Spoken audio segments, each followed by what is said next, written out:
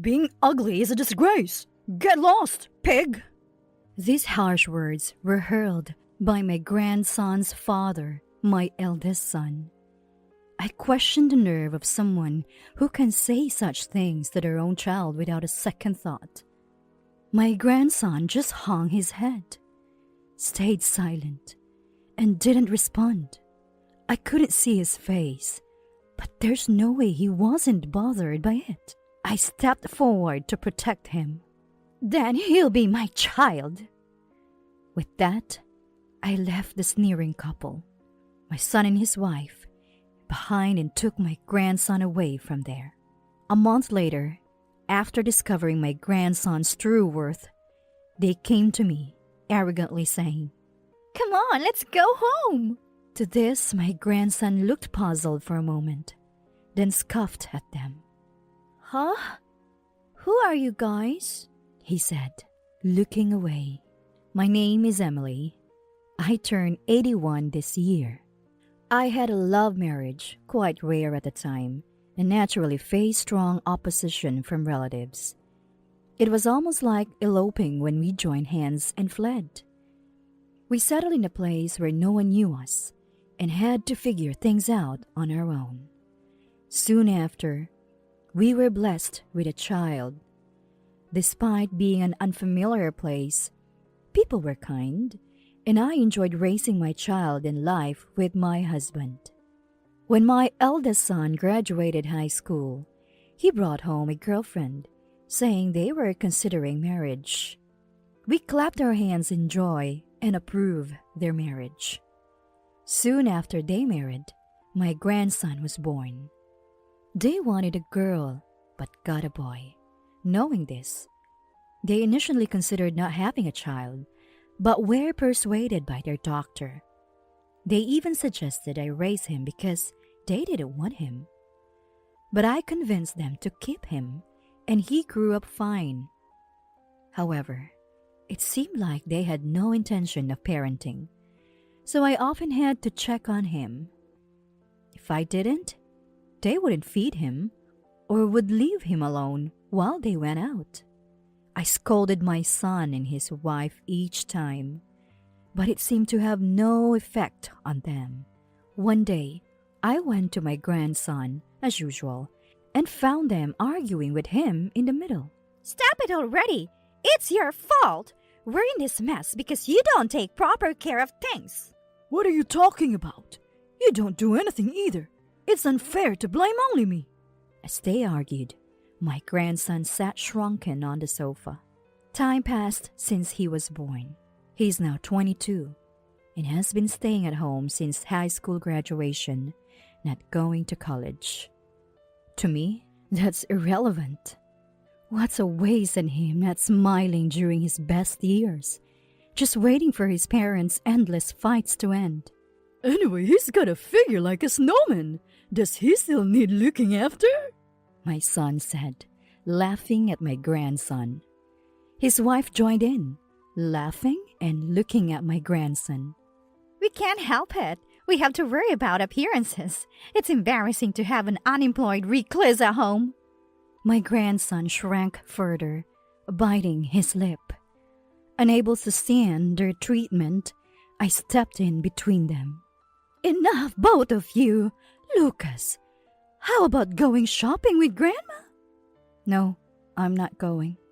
I tried to offer him a way out, but he murmured in a small voice and escaped to his room. "Such an ungrateful child!" His mother sniffed, following him with her eyes, sounding displeased. Then, as if their argument was a lie, they both left, saying they had errands. I tidied up the cluttered house and checked on my grandson. My grandson gradually stopped coming out of his room, hardly looked after from a young age, and constantly berated by my eldest son and his wife like earlier. I worry about he spends his days, so I occasionally act like a housekeeper, secretly taking care of him. While vacuuming, I approach his room and knock a few times. "Lucas, haven't you had lunch yet?" "I made us too. Do you want to eat? He tries to stay in his room as much as possible, obviously avoiding coming out when my son and his wife are home. He waits until they are asleep or not at home to sneak out to the convenience store for food. Years of eating convenience store food and bread have caused his weight to rapidly increase. Unable to watch this, I make it a point to bring a homemade stew when I visit him. It's definitely more nutritious than convenience store food. After a pause, his door opens a crack, and he peeks out at me. "Let's eat here. Join me, Grandma," he said, then closed the door. I happily put away the vacuum cleaner and prepared for lunch. When I knock again with the stew, he quickly opens the door and invites me in. His room smells a bit oily, but it's not unpleasant, so I put the stew on a small table. He smiles slightly, watching the stew being unpacked. It's heartwarming to see expressions he only shows to me. He finished lunch and chat about trivial things when suddenly there's noise at the entrance. My son must be back. At that sound, Lucas' smile vanishes and he falls silent. The pleasant time is over. "Hey, Mom! Don't leave trash at the entrance!" My son yells loud enough to be heard through the door. He complains about the trash I left to take with me, though they never properly dispose of it themselves. Feeling sorry for Lucas, I decided to go home. Lucas seems to understand, giving a small smile and waving. I wave back and leave the room. My son is still yelling, so I snap at him to be quiet and start to leave. "You should take better care of your own son, Lucas." "Shut up. If he was a girl, I would." "What's wrong with having a son?" "Can't dress him up in cute clothes and show him off." "Unbelievable," I retort, grab the garbage bag, and leave their house. Walking a bit, I look back and see Lucas waving from a second-floor window. I wave back and head home. After busy for a while, I decide to visit my son's house again. Approaching the entrance, I hear their loud arguing from outside. Sighing, I open the door.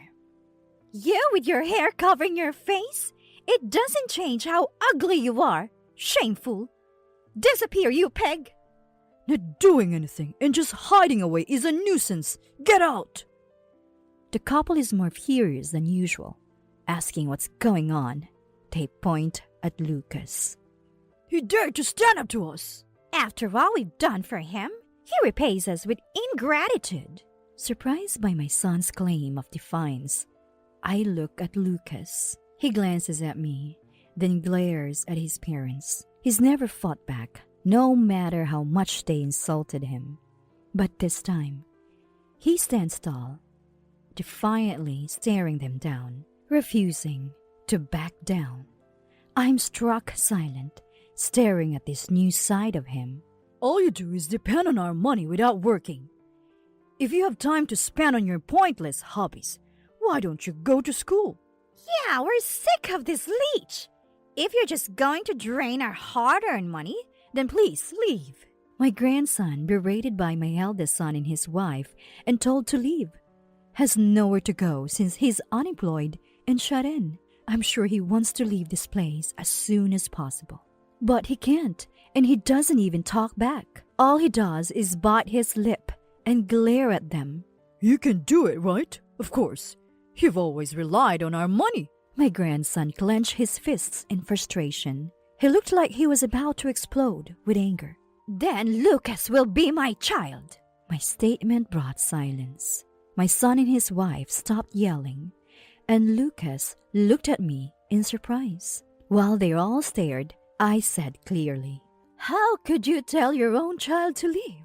I wanted to do this earlier, but thought it's better for a family to be together, so I didn't interfere. But I can't stand to see my dear grandson treated like this anymore. If he has nowhere to go, he can come to my house. Lucas, pack your things and come with me. At my words, Lucas snapped back to reality and rushed to his room. My son and his wife, surprised by this turn of events, but glad to be rid of him, didn't stop us with their sneering smiles. After a while, Lucas came out with his belongings. I took some of his bags and left their house, ignoring my son and his wife's sarcastic smiles. Lucas followed me. We moved in together. My house is a bit away from my son's, requiring a few train transfers. Lucas was silent all the way to my house, holding the food I gave him. When we arrived, he entered the living room, still clutching the food. Now he will live in this house, which I've been living in alone. Lucas, let's have lunch first. I called out to him while preparing coffee in the kitchen. Lucas, looking around the living room, nodded slightly and set up the food on the kitchen table. We ate without much conversation, and I started cleaning up.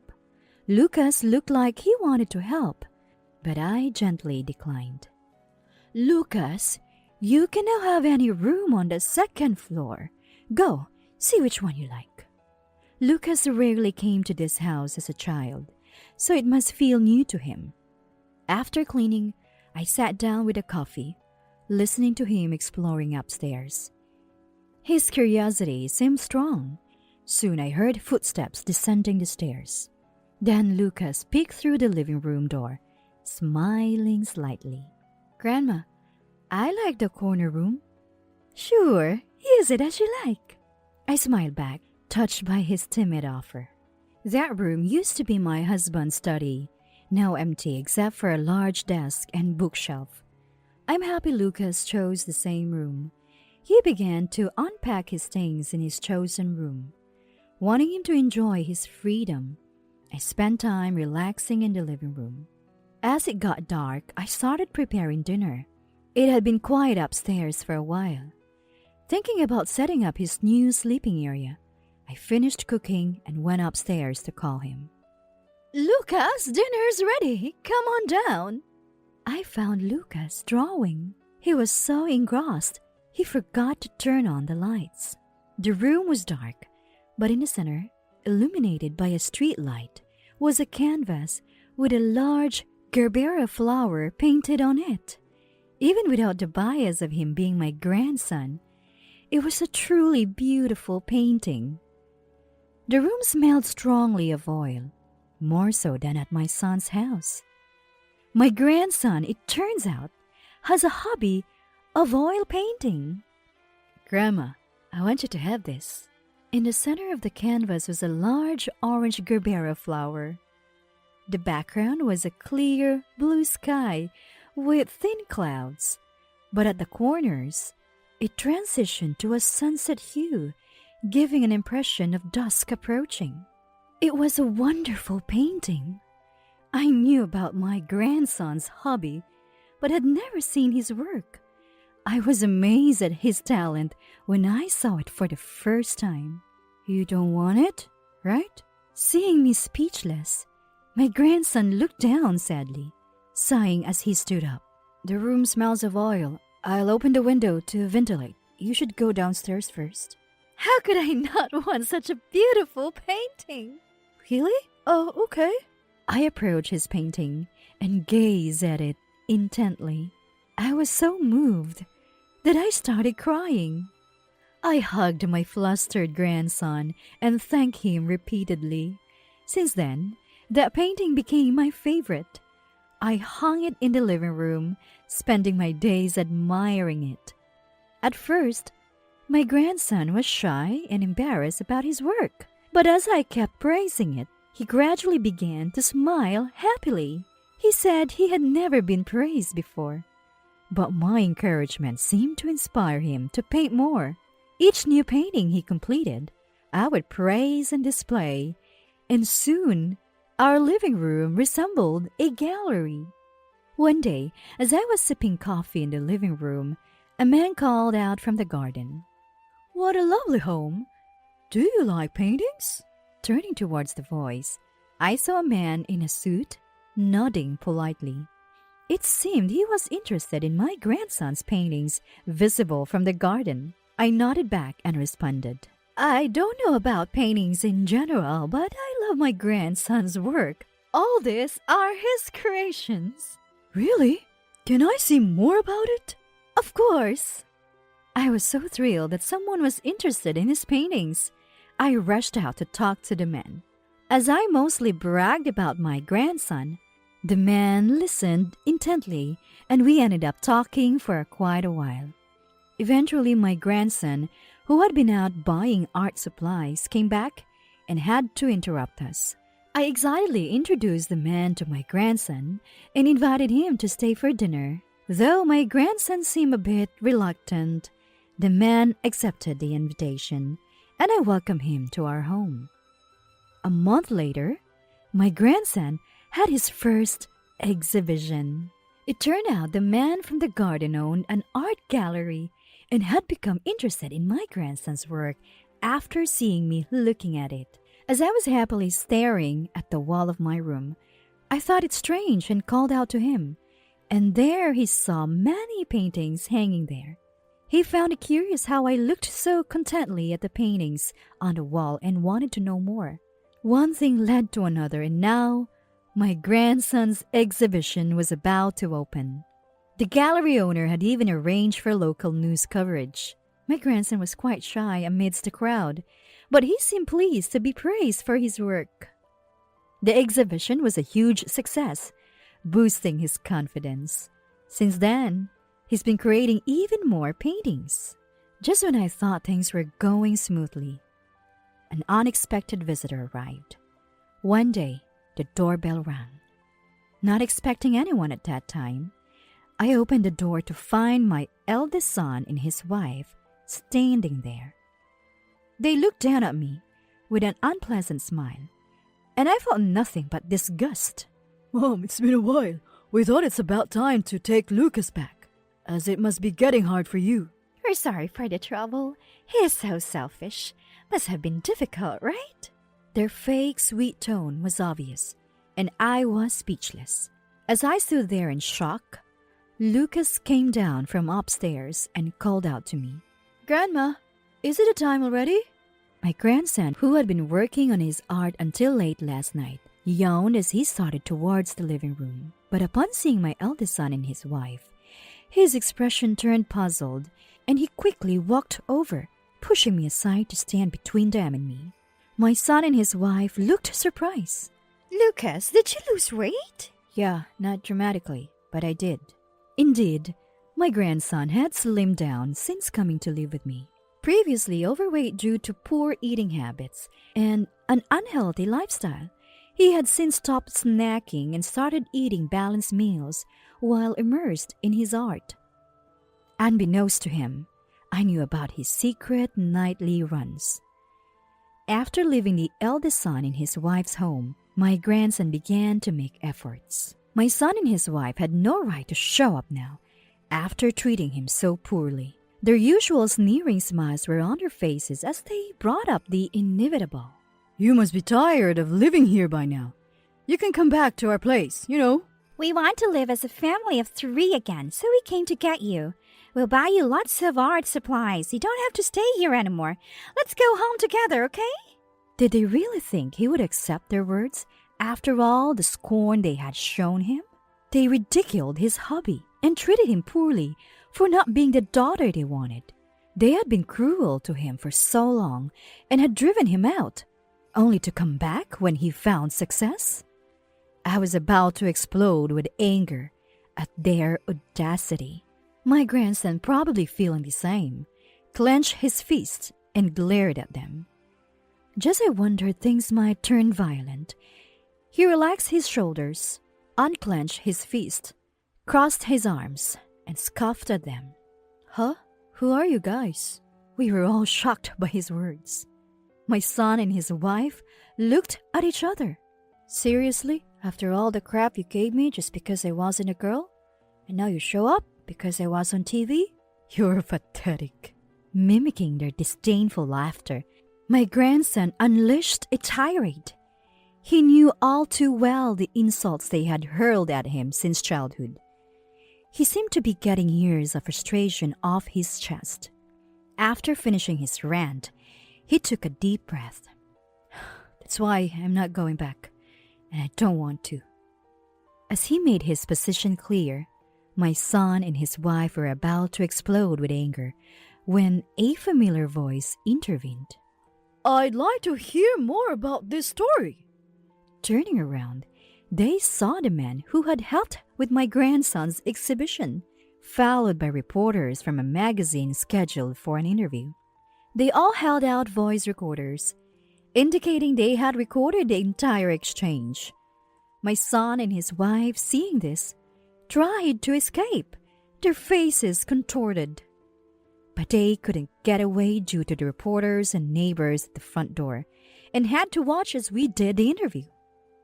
A few days later, the incident was in the news and featured in a magazine. Thanks to the supporter who hired a lawyer for us, a restraining order was issued against my son and his wife, who now face daily reprimands over the phone and cold stares from neighbors.